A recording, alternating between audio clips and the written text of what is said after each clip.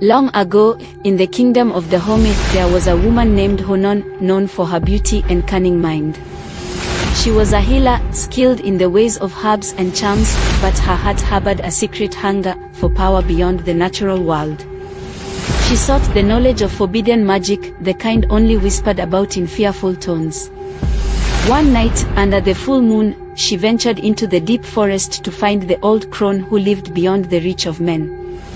This woman was said to know the spells that could twist fate itself. Hounon begged for power, swearing she would pay any price. The crone, her eyes gleaming like dying embers, gave her a terrible spell.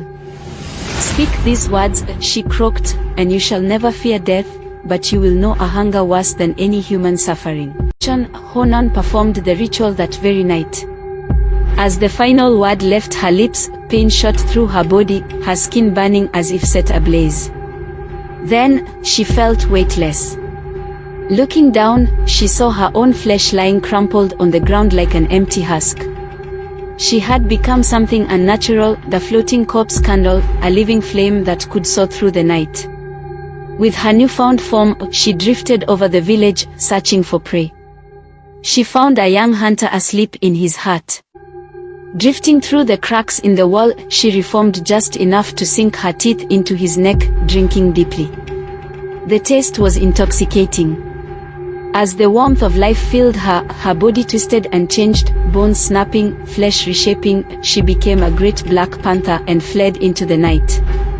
From that night on, she was no longer Hounon. She was Asiman. For years, the village lived in terror. Young men and women vanished without a trace, their bodies never found. The elders suspected witchcraft, but no one knew how to stop the evil. Then came Kpovi, the son of the village's bravest hunter. He had lost his brother to the Asiman and vowed to end its reign of terror. Kpovi sought the wisdom of a wandering Bokanon, a priest who understood the ways of spirits and the hidden things of the world.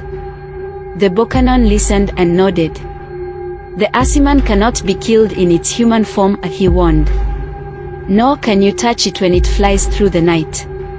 But when it takes the shape of an animal, then it can be slain." Armed with this knowledge, Kpovi prepared. He coated his spear with sacred herbs, blessed by the village's elders. That night, he waited in the shadows, watching the huts. He knew the Asiman would come. And it did. A dim blue flame floated through the village, flickering with hunger. It slipped into a hut, and soon after, a monstrous hyena slinked out, its belly swollen with stolen life.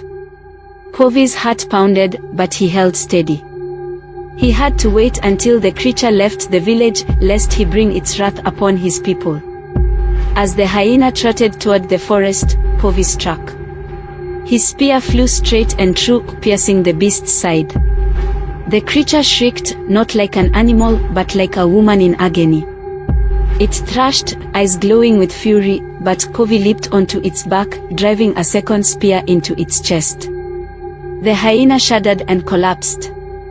As the life drained from it, the body began to shift.